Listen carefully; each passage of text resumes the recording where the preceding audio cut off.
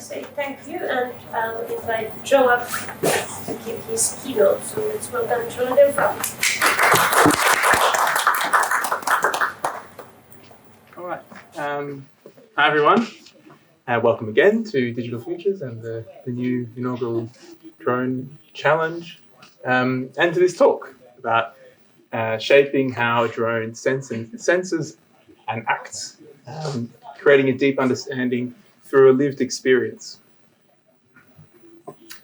So when we see people in the movies moving with a robot, with robot bodies that look like our own, it's very easy to imagine what this would be like. You know, I nod my head, the robot nods. Or when I raise my arms, the robot raises its arms. Or when I swing, the robot swings. But what do you do when the robot's really different to your own body? How do you control, for example, sensing and actuating 4 additional limbs that have hundreds more joints than your own arms? The movies make it look really easy, but there's a lot that has to happen between your familiar body and this weird robot. And speaking of weird, drones are weird. They don't have any arms or legs, or they do have arms and legs, or the arms are the legs. It's all very weird. They don't stand, they don't sit, they don't even fly like we would imagine flying, which is normally like a bird or a plane or something like that. So amidst all this weirdness, moving with a robot, people try all of these different kinds of things to get the drone to do stuff. Like, all of this, like these different actions. So what they're trying to do here is they're trying to resolve some fundamental differences between the human body and the drone body. And this is what this talk is about today, trying to resolve those differences.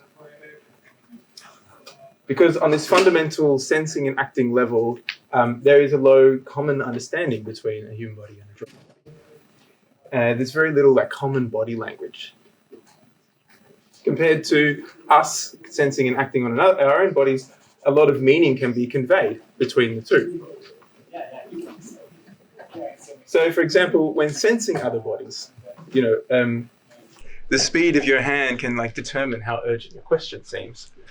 Or if you're kind of reluctant to admit something, you may put your hand up very, very slowly. The same can be said when we act on other bodies. The way you pat someone on the head can be the difference between something that's comforting or something that is condescending. So different sides of the body carry different implications and different connotations. So this is why Weibo in the movie Flubber would use depictions of the human body to communicate to the mad scientist.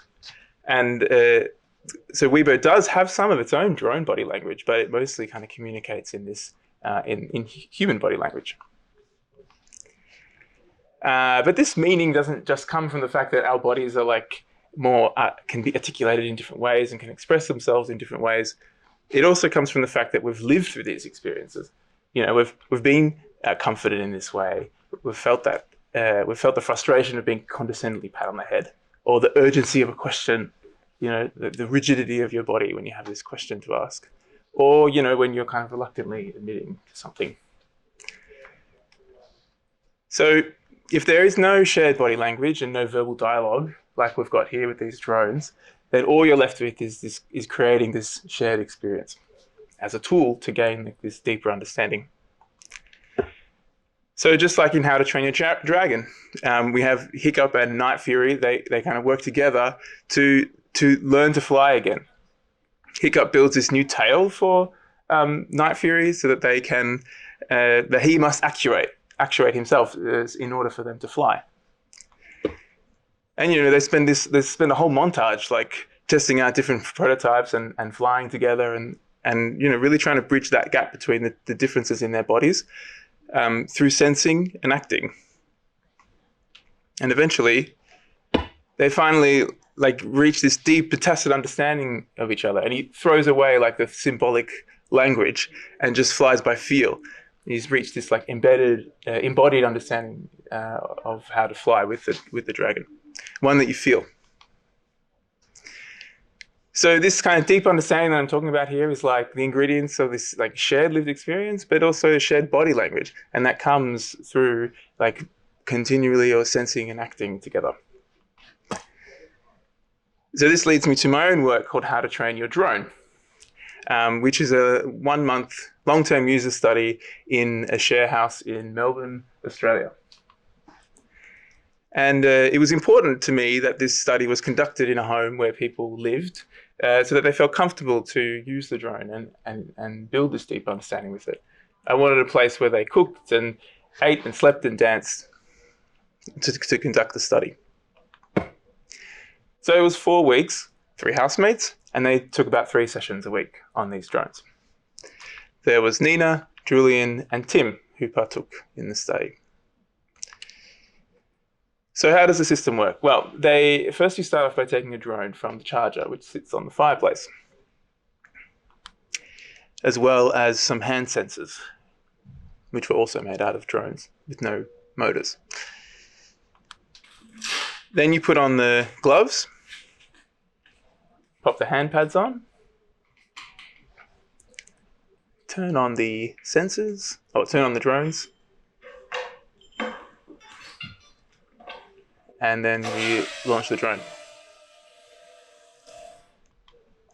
So what happens when the drone's in the air? At first it starts spinning, right? And this means that it doesn't know where you are, it doesn't notice you. But if you hold your hands still in one position, it will start to slow down until it kind of snaps to face you. And then after that, you can kind of move it around the room.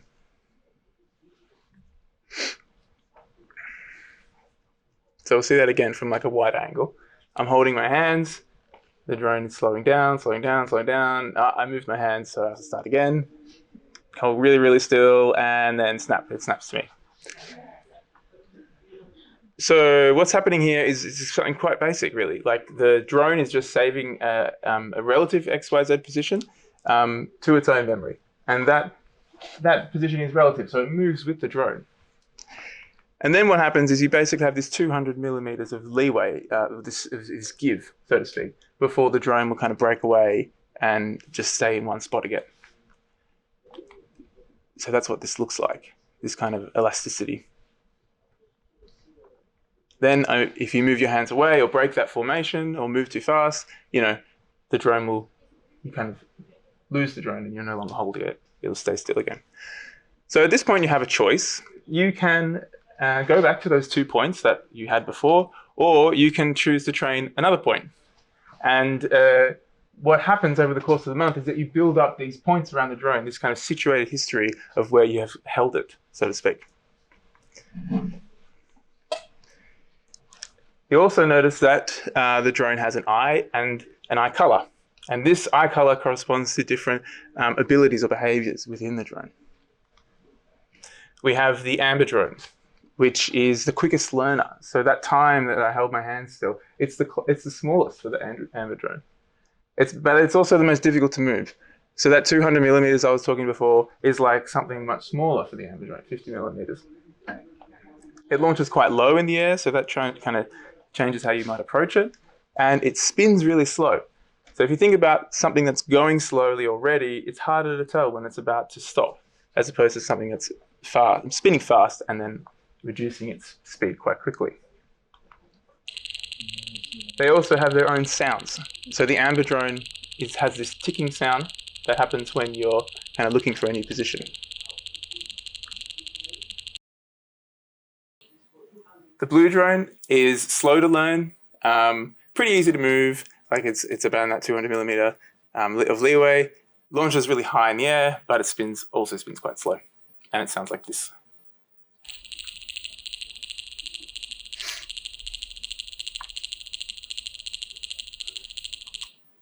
And then the clear drone is the slowest to learn, like taking up to 15 seconds sometimes, or sometimes even longer, to train a position.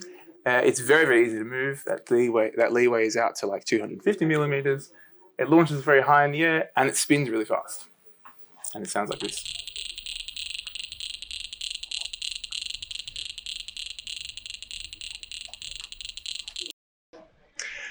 So let's look at that again now, but with sound. See how it works out. So the drone is spinning in the air. You can hear the ticking, the signature ticking of that particular drone. And then hold my hand still. And you hear this rising tone that also corresponds to when the drone is about to face you, and you train that point. So all of this stuff, how to train your drone was designed to kind of elicit very different, divergent experiences for everybody. If we like kind of multiply the unique aspects of each participant and each of the drones, then we end up with very different outcomes, hopefully. And I'll just give you like a little summary of the results now. So Julian had the Amber drone. Again, quick learner, but difficult to move, launched low and span slow. And he said that, I found that when moving to the side, it's quite difficult. It's quite easy to move up and down because the drone doesn't get in the way. But when you're moving laterally, you're going to bump your hand into it. So Julian's drone had this, as I said, super low tolerance for inaccurate movement. And as a result, he noticed how hard it was to move left and right, move the drone left and right, as opposed to up and down. And so I invite you now to experience that, an aspect of what Julian was feeling, by standing up if you want to, or you can do it while you're sitting, and holding out your hands in front of you. Now you're going to make sure that your hands are parallel to the floor.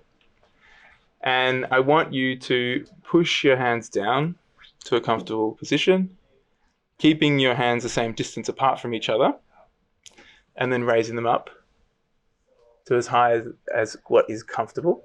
And try this a few times, keeping a note on how far your hands are apart from each other and whether they're raising at the same speed or not. Now, I don't want, if we're doing this, we're moving in an arc. So remember, we're kind of trying to draw a straight line in space, up and down. So next, I want you to bring your hands up to eye level and compare it to moving left and right. Having the same action, but now you're in a different plane. And you might find that you're moving your pecs a little bit differently. You have to engage your pecs. Your hands are like out of your orthogonal line of sight, so you might not be able to exactly tell whether or not they're the same anymore. So this is why Julian kind of couldn't do this, and so he had to just like lock his hands in, stick out a toe, and move across. The blue drone was piloted by Tim. Again, slow to learn, but pretty easy to move. The blue one was like a middle of the road drone.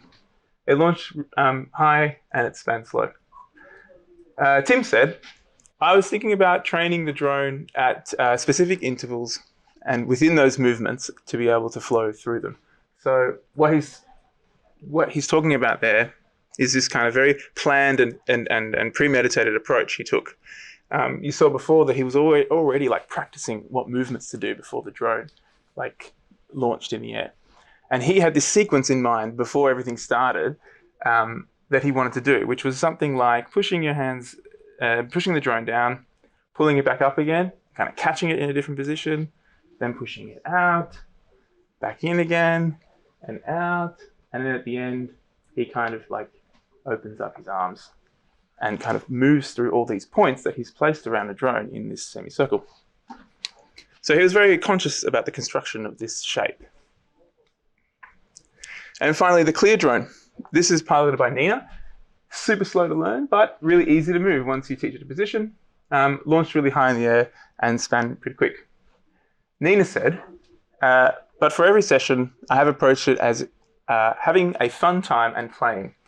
I think in this context, it's good because you just have to respond to what is happening. So here she is performing a dance to Dance of the Sugar Plum Fairies with the drone. And notice how she's kind of more okay with just letting the drone hang there and doing some improvisational ditty on the side. So she doesn't have to be as conscious of how her body is moving or what stage of the sequence she's in, like compared to Tim or Julian. She can instead focus on moving the drone in time with the music. And yeah, Julian had some cameo appearances. So yeah, you can see how each participant gained a deeper understanding of their drone through this shared lived experience. So Julian had this very analytical style where he was conscious of his body. Tim was very focused and wanted that repetition and the sequence. And Nina had this kind of situated planning, in the moment, freestyle approach. And so going back to this list of ingredients, that's one of them, the shared lived experience. The other one is this shared body language, that is created or worked on through sensing and action, repeated sensing and action.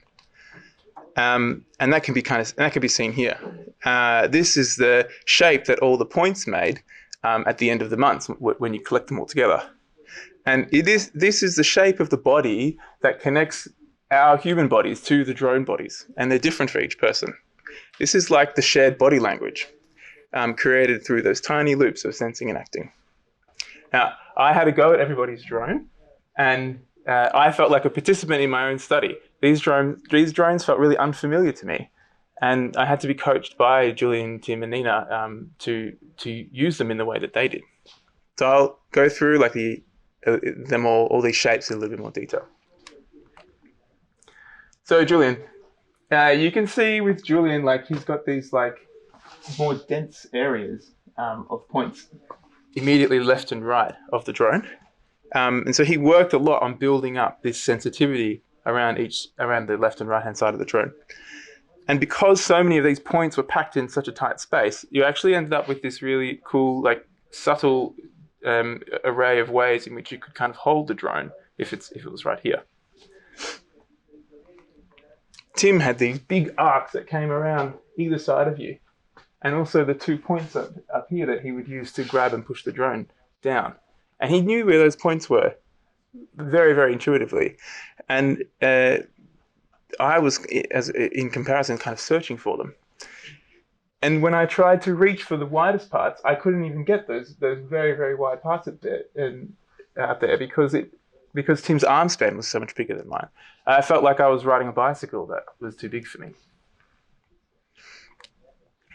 And then Nina, she had this very evenly distributed points around the drone, but not many clusters of points like Julian. So when using it, it felt like a very robust, elastic operation. I could kind of grab it from any angle, or even just know that if I stuck my hand out somewhere, some point will land. But this also meant that there was not a lot of granularity in how you could kind of hold it in the same way that you could with Julian's. So the last thing I want to talk about is exploring other machines. With this idea of a shared body language, think of it like a digital body between us and the drone. And we can begin to explore other types of machines outside of drones, if we think of it in this way. So in the coming virtual and augmented futures, we will have the opportunity to build these nuanced and personalized relationships with our machines, both in the physical and the virtual realms. So as an example, right now we have we can shape our car, for example, to suit our ability. We can use the throttle and the hand and the ball steering wheel to to turn the steering wheel with one hand, if we have a certain disability that stops us from using our legs. Or we, if you want, use a ship's wheel to drive your car instead of a car steering wheel, if that is your preference. But why does it even have to be a steering wheel? Perhaps you prefer the feel of a stunt kite to drive your car, or maybe a fictional example. You like the shallow bath that you immerse your hands in Battlestar Galactica to pilot the Cylon base star. All of this can start to happen in this across this physical and virtual environment. And with the advent of autonomous vehicles and remote operations of them, we could safely interpret these needs and these different abilities into input and feedback from any given vehicle. And I think an approach like sensing and acting is important to help us achieve this, resulting in us all being able to, reach that deeper understanding with our machines in the same way that Julian, Tim, Nina, and Hiccup did. So whether you win or lose this week, I'd like you to take notice of your teammates and your competitors in the coming days. Look at the different implementations that they made and the bodies that implemented them. This is fertile ground for new ideas. And I hope that all of these similarities and differences can help you design your next human-computer interaction. So this work is not done all on my own. I have awesome supervisors. I have people around me who give me cool, mind-bending discussions. Lots of people give me space and equipment. So thank you to all of these people. Close collaborators, technical support, lots of technical support, and also like lots and lots of salvational technical support from a fair few, from a small group of people at BitCraze. So thank you to them. And also thank you to Irie and Luca for letting me speak today. That's all. Thank you. You can find me at Cafe Chocolate.